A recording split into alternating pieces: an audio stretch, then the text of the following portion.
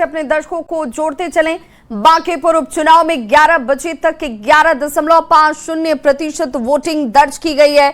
ये इस वक्त तक के 11 बजे तक के वोटिंग परसेंटेज इस वक्त सामने आते हुए बांकीपुर सीट जो अपने आप में बेहद महत्वपूर्ण सीट है और यहां पर त्रिकोणीय मुकाबला इस वक्त साफ तौर पर नजर आता हुआ। बांकीपुर में 11 बजे तक के जो वोटिंग प्रतिशत सामने है वो 11.50% के आसपास है और न्यूज 18 लगातार बांकीपुर की जनता से ये अपील कर रहा है कि आप अपने घरों से निकलकर अपने मताधिकार का इस्तेमाल करें, वोटिंग परसेंटेज बढ़ाएं, क्योंकि तमाम सुरक्षा इंतजाम से लेकर व्यवस्थाएं आपके लिए की गई हैं और इसमें आपकी सहभागिता बेहद जरूरी है। लोकतंत्र की वो खूबसूरत तस्वीर जिसकी आप कल्पना करते हैं वो आपकी इस वोट में ही छिपा हुआ और इसे आपको जरूर इस्तेमाल करना चाहिए।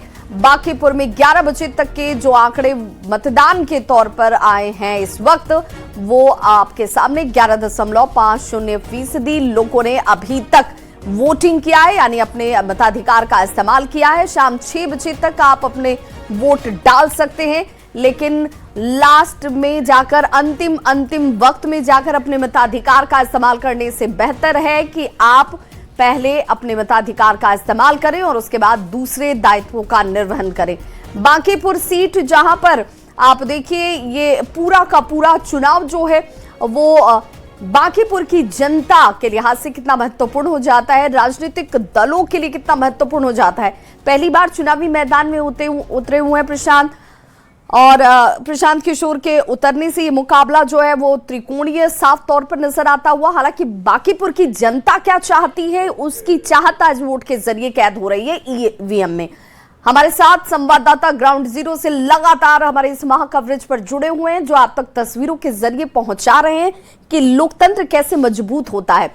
रजनीश हमारे साथ जुड़ रहे हैं, साथ ही साथ विनीता मिश्रा भी हमारे साथ जुड़ रही हैं। सबसे पहले अपने सहयोगी रजनीश का रुख करना चाहूंगी। रजनीश, चूंकि 11 बजे तक के मत प्रतिशत 11.50% के आसपास आए हैं, लेकिन क्या अब इसमें कोई रफ्तार नजर आती है?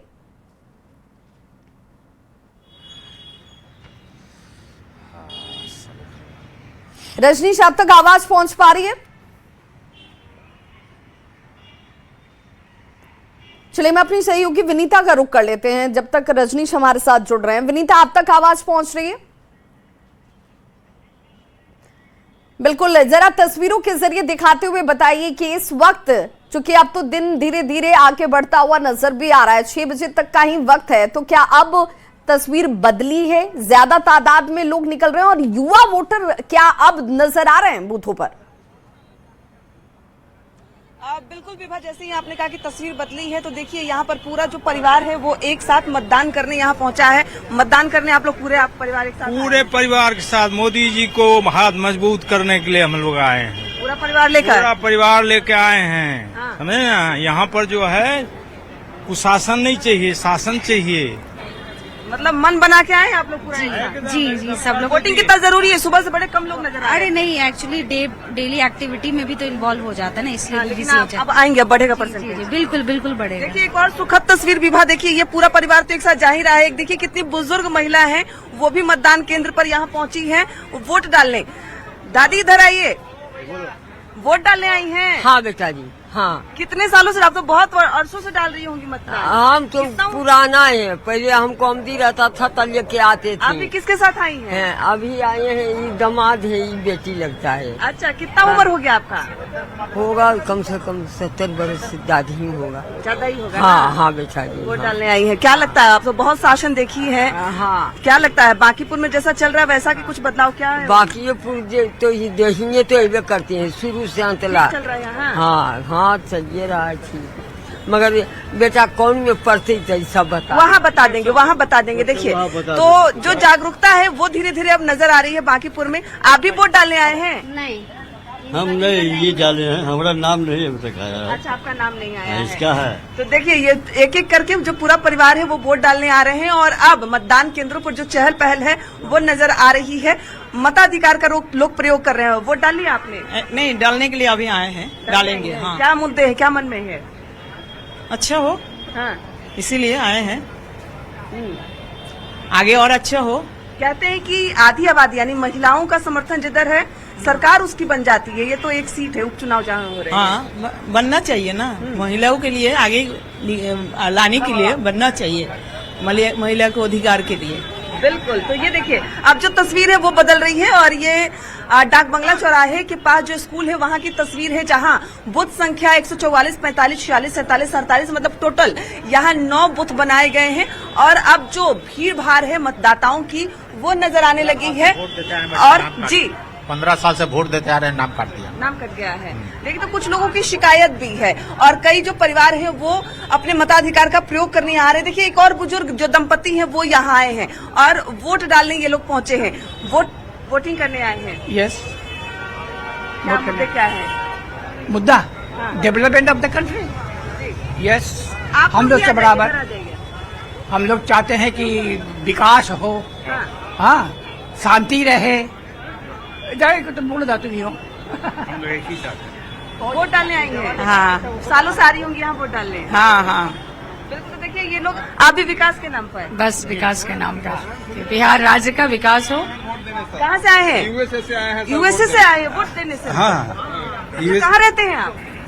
पटना में तो एग्जीबिशन रोड में ही है, लेकिन हम लोग यूएसए में सैन फ्रांसिस्को कैलिफोर्निया कैलिफोर्निया। सिर्फ उपचुनाव हो रहे हैं, वोट डालने चुनाव के लिए ही आए हैं। वोट देने गए थे, फिर वोट देने आए। अच्छा, वोट दे के गए, फिर उपचुनाव हुआ तो उपचुनाव तो देने आए हैं। मतलब साथ में आप लोग आए? हस्बैंड वाइफ दोनों हैं।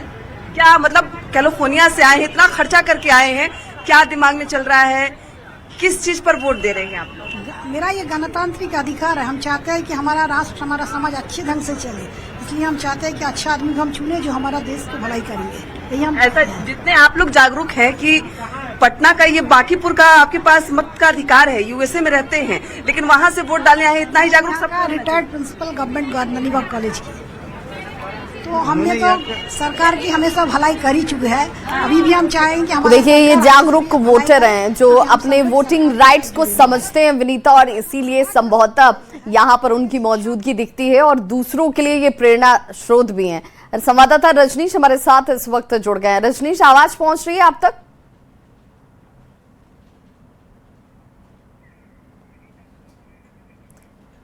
तो अपने सहयोगी रजनीश से जुड़ेंगे, लेकिन विनीता हमारे साथ लगातार जुड़ी हुई है। और विनीता, बड़ी यहाँ पर एक लोकतंत्र की बड़ी खूबसूरत तस्वीर कह लीजिए, एक प्रेरणादायक तस्वीर कह लीजिए, जो युवाओं को कम से कम जरूर प्रेरित करेगी। और रजनीश संभवतः हमारे साथ जुड़ गया। रजनीश, आवाज मिल रही है हमारी आपको? बिल्कुल विभा। रजनीश, जरा तस्वीरों को दिखाते हुए बताइए कि अब चूंकि विनीता जहां जिस बूथ पर मौजूद हैं वहां पर तो लंबी कतारें हमें नजर आ रही हैं। सुबह में हालांकि इक्का दुक्का लोग पहुंच रहे थे, लेकिन अब एक सुखद तस्वीर दिख रही है। आप जहां मौजूद हैं वो कौन सी बूथ है और क्या तस्वीर इस वक्त दिख रही है? बिल्कुल विभा, देखिए बूथ संख्या 29, 30, 31, 32, 33 ये जो है आपको बोरिंग रोड का इलाका है, काफी पॉश इलाका है। और यहाँ पर लगातार जो वोटर्स हैं वो अंदर पहुंच रहे हैं, क्योंकि बूथ जो है इसके अंदर है। ये बाहर जो आप देख रहे हैं ये मॉडल बूथ का पूरा डिजाइन दिया गया है, पंडाल लगाए गए हैं और देख सकते हैं यहाँ पर लोग अपना पहचान पत्र दिखाने के बाद, पर्चा मिलान करने के बाद अंदर जा रहे हैं। तो कहीं ना कहीं वोटिंग परसेंटेज में इजाफा हो, इसको लेकर लगातार जो है अपील की जा रही है इलेक्शन कमीशन की तरफ से भी, और जिला प्रशासन भी कोशिश में लगा हुआ है कि जो वोटिंग परसेंटेज है वो बढ़े। कुछ वोटर हैं यहाँ पर, उनसे हम बातचीत करेंगे। आप जो है मजबूर हैं चलने में, वोटिंग कर लिए? जी कर लिए। अच्छा, हाँ, मतलब लग रहा है कि वोटिंग परसेंटेज बढ़ेगा आज? हाँ, बढ़ना ही चाहिए इस एरिया में। घर में कितने सदस्य हैं आपके? 5 वोटर हैं। अच्छा, कितने लोगों ने वोट किया? सभी लोग वोट डाल दिए। सभी लोगों ने दे दिया वोट? हाँ। कोई बचे तो नहीं? नहीं। और मोहल्ला वाले? मोहल्ला के सब अगल बगल अभी जाएंगे तो आप सबको लेकर आएंगे ना? हाँ, वोट कराने के लिए? हाँ, जरूर। पक्का? एकदम पक्का। चलिए, मुस्कुरा कर आपने हामी भरी है, उम्मीद करते हैं आप और वोटर्स को लेकर आएंगे आप। जी। ठीक है, आप बताइए मैडम, आधी आबादी खुश है तो सब खुश हैं, बताइए वोटिंग कर दी? जरा दिखाइए, उंगलियों में लगे स्याही के निशान जरा देख लीजिए, ये गवाही दे रहे हैं कि हमने वोट कर लिया है। जेनजी भी है, बताइए जेनजी क्या मुद्दा है आपका? मेरा डेवलपमेंट है, एजुकेशन है, चेंज है। अच्छा। For the society, good society, अच्छा एक गवर्नमेंट चाहिए, बेस चाहिए अच्छा। तो उस वजह के लिए हमने अपना वोट डाला। मौका मिल गया है मतलब विधायक चुनने का? हाँ, this is my first time कि एक विधायक के इलेक्शंस में हम वोट कर रहे हैं। ऐसा मेरा पहला वो इलेक्शंस में 2024 में मेरा वोट था। अच्छा, तो हाँ, मतलब विकास को लेकर क्या कहेंगी? बांकीपुर कितना बदला? काफ़ी चेंज हुआ है, रोड्स बहुत अच्छे बने हैं, बहुत अच्छे, और गली में हमारे जो वाटर लॉगिंग होता था ये सारे के अभी तो समस्या नहीं आ रही है। एंड अदर डेवलपमेंट्स भी, इलेक्ट्रिसिटी भी, या कोई भी हम लोग को कंप्लेन होता है, सभी की निगाहें टिकी हुई है इस बार तो हाँ, इस बार तो अब से तो बहुत ज्यादा है। और शहरी वोटर में जनजी बहुत ज्यादा है यहाँ पर। हाँ, काफी। बिहार का मेरा नाम नेत्रा सिंह है। चलिए, ये अलग अलग वोटर्स की आपको हम राय सुना रहे हैं, और इसके साथ साथ मुद्दा क्या है वो हम बातचीत कर रहे हैं, क्योंकि इन लोगों ने वोट कर दिया है। आप वोट करने के लिए पहुंचे हैं? वोट मैंने दे दिया। आपने वोट दे दिया है, नौकरी पेशे में है जी। अच्छा, तो आज तो ऑफिस बंद है ना? ऑफिस खुली हुई है, उसी में समय निकाल के आ गए। समय निकाल कर आ पाए? हाँ। परिवार में कितने लोग हैं? अभी तो फिलहाल यहाँ 2 आदमी हैं। दोनों ने वोट कर दिया? हाँ, एक आदमी मैडम को लेके आया हुआ। अच्छा, मैडम को लेकर के आए। चलिए, एक देखिए, जिम्मेवार नागरिक होने के नाते लोकतंत्र का महापर्व है और यही खूबसूरती है। आपने वोट कर दिया, जरा निशानी दिखा दीजिए। तो ये देखिए, इन्होंने निशानी दिखा दी है। आपकी ही बारी है कि आप निशानी दिखाइए, क्योंकि वोटिंग परसेंटेज सुबह 11 बजे तक का 11.50 है, चिंताजनक है।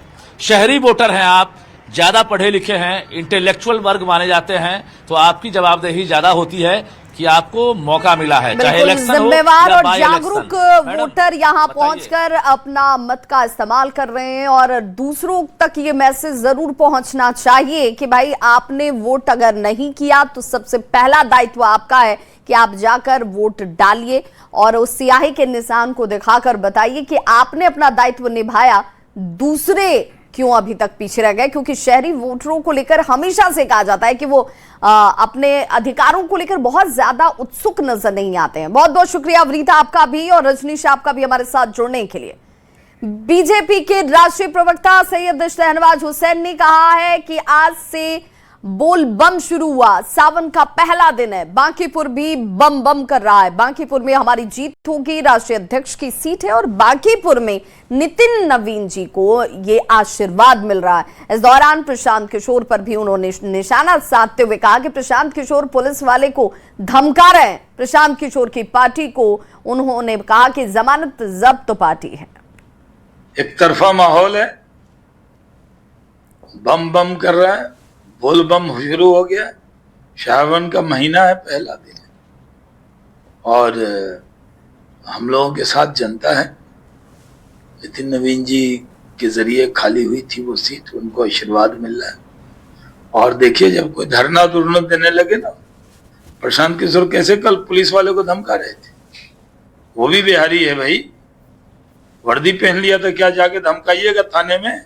उनका आरोप है कि उनके लोगों को परेशान किया जा रहा है। ऐसे आरोप क्या होता है, इनको तो आदत है, जान रहे हैं, हार का बहाना तलाश रहे हैं कि क्या कहेंगे, अभी से भूमिका दे रहे हैं, और जाके पुलिस वाले को धमका रहे हो। कौन है भाई आप? एक तो पार्टी बना ली है, जमानत जब्त पार्टी, जाके जो वर्दी में सरकारी काम में बाधा डालते हैं। और वहां जब थाने गए तो वो जो माइक लगा होता है फेसबुक का, सोशल मीडिया वाला, वो लगा के गए, यानी वहां भी वो स्क्रिप्ट लेके गए थे। इस तरह पुलिस वाले को धमकाना नहीं चाहिए, वो भी बिहार का बेटा है। तो बीजेपी के राष्ट्रीय प्रवक्ता शहनवाज हुसैन को आप सुन रहे थे। और इस बीच बड़ी खबर आ रही है, बिहार में ईओयू की बड़ी कार्रवाई हुई है। कार्यपालक अभियंता पर ईओयू की तरफ से दबिश दिया गया। अरविंद कुमार चौधरी के 6 ठिकाने पर रेड की गई है। लघु सिंचाई विभाग के कार्यपालक अभियंता, जिनके 6 ठिकानों पर एक साथ ताबड़तोड़ छापेमारी की जाती हुई।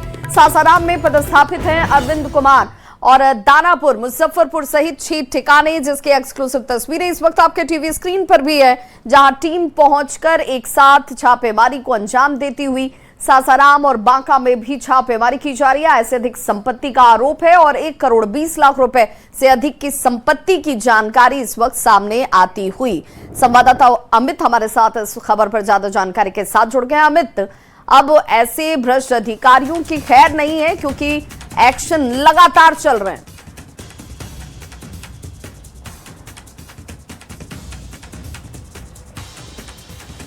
अमित, आप तक आवाज पहुंच रही है? बिल्कुल आवाज आ रही है। देखिए, मैं बताना ये चाह रहा हूँ कि जब से सम्राट चौधरी मुख्यमंत्री बने हैं तब से भ्रष्ट अधिकारियों के खिलाफ मुहिम जो है वो कार्रवाई की और तेज हो गई है। पूर्ववर्ती जो मुख्यमंत्री थे नीतीश कुमार, उनके कार्यकाल में भी छुपवारी की कार्रवाई की जाती थी, लेकिन हालिया अगर दिनों की बात करें तो चाहे वो आर्थिक अपराध इकाई हो, विशेष निगरानी इकाई हो, निगरानी अन्वेषण ब्यूरो है, ये तीनों इकाइयां जो है वो लगातार ताबड़तोड़ छुपवारी जो है वो कर रही है। और अभी आज जो है ये छुपवारी अरविंद कुमार चौधरी जो है वो कार्यपालक अभियंता हैं, उनके ठिकानों पर ये छुपवारी की गई है। दानापुर के अलावा सासाराम, बांका, ये पूर्णिया, ये सभी जिलों में जो है वो छुपवारी की कार्रवाई जो है वो की जा रही है। और अभी इनके ठिकानों से काफी जो है सोने चांदी के जेवरात बरामद हुए हैं, हीरे के जेवरात बरामद हुए हैं, कई जमीन के डीड जो है वो मिले हैं। और कहीं कहीं कह सकते हैं कि ये जो सोने की चमक है उसके ये काफी कह सकते हैं कि इर्द गिर्द रहना पसंद करते थे, क्योंकि जिस तरह से छुपवारी हुई और इनके ठिकाने से जिस तरह से सोने चांदी के जेवरात, हीरे के जेवरात जो मिले हैं वो इस बात की तस्दीक कर रही है। दूसरी तरफ अगर हम बात करें कि जमीन के दस्तावेज जो है वो भी बरामद किए गए हैं, कई बैंक से जुड़े दस्तावेज है वो बरामद किए गए हैं। हालांकि जो हमारे सोर्सेज हैं ईओयू के, उनका कहना है कि जब रेड पूरी हो जाएगी तभी विस्तृत जानकारी मिल पाएगी। लेकिन अभी जो तस्वीर हम दर्शकों को दिखा रहे हैं, सुपर एक्सक्लूसिव तस्वीर दिखा रहे हैं, जो आरोपी अरविंद कुमार चौधरी है उनकी भी तस्वीर दिखा रहे हैं। और देखिए, काली कमाई करने में भले बरसों लगा, लेकिन एक झटके में इनकी काली कमाई का जो है वो पर्दाफाश किया है। ईओयू ने इनके खिलाफ जो शिकायत थी, कंप्लेन थी, उसको सत्यापित किया और सत्यापित करने के बाद ये एक्शन जो है वो यहाँ पे आर्थिक अपराध इकाई का देखने को मिल रहा है। तो अब देखना यह है कि जब कार्रवाई पूरी होती है तो और कितने की कुछ संपत्ति जो है उसका निवेदन ईओयू करती है। प्रथम दृष्टिया 1 करोड़ 20 लाख का मामला प्रकाश में आया है, जिसके बाद जो है ये छुपवारी की कार्रवाई जो है वो की जा रही है। बहुत बहुत शुक्रिया अमित इस तमाम जानकारी के लिए। तो एक साथ 4 जिलों में इंजीनियर अरविंद चौधरी के 6 ठिकानों पर इस वक्त ईओयू की टीम की तरफ से दबिश दी जाती हुई और छापेमारी में यहाँ पर देखिए सोने चांदी जेवरात से लेकर कैश की बरामदगी सामने आ चुकी है। और अब बात करते हैं बाढ़ बारिश से बेहाल असम की, जहां पिछले 50 सालों की सबसे भीषण बाढ़ से लोग बेहाल हैं। हर तरफ तबाही का मंजर है। असम के 7 जिले पानी में डूबे हुए हैं। बाढ़ से मौत का आंकड़ा भी बढ़कर 75 जा पहुंचा है। हजारों लोग सैलाब की कैद में हैं। कई जिलों में तो गांव के गांव पानी में डूब चुके हैं। हालात ये कि लोगों के पास सिर छिपाने तक की जगह नहीं बची है।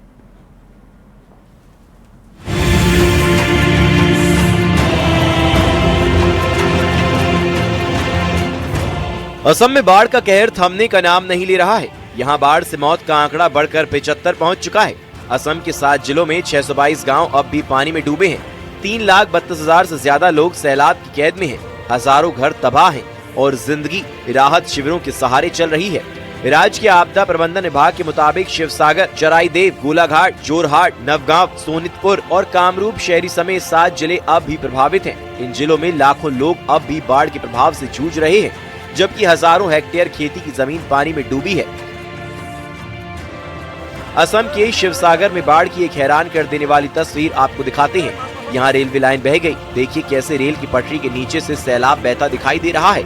असम में बाढ़ से हालात बदतर हो गए हैं। प्रशासन की तरफ से लगातार मदद मुहैया कराई जा रही है।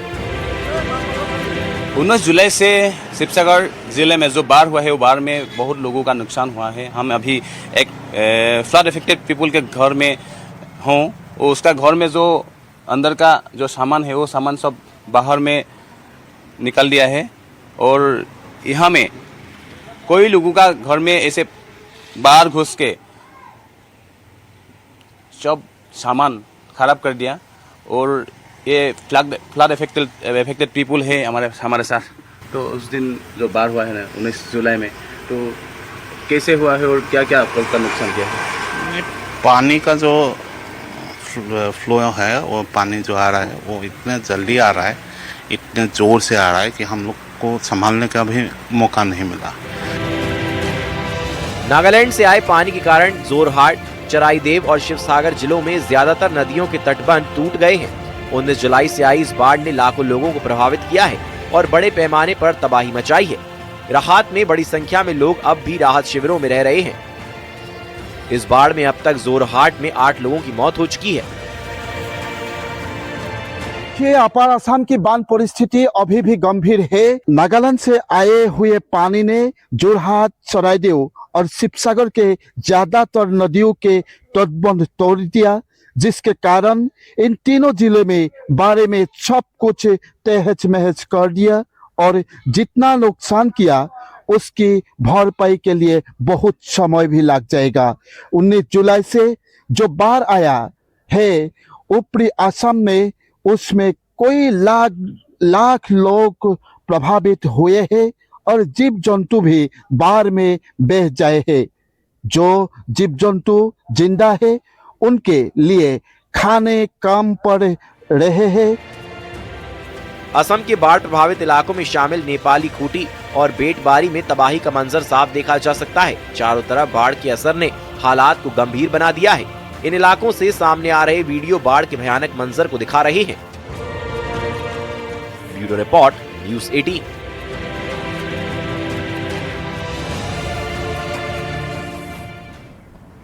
और फिलहाल यहां रुक रहे हैं छोटे से अंतराल के लिए, फौरन होंगे वापस, बने रहिए हमारे साथ।